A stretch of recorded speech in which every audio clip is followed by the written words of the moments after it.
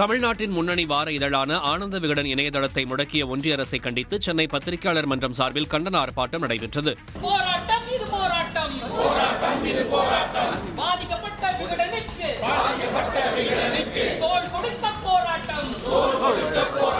பிரதமர் மோடியை விமர்சித்து கார்ட்டூன் வெளியிட்டமைக்காக சமீபத்தில் விகடன் இணையதளம் முடக்கப்பட்டது.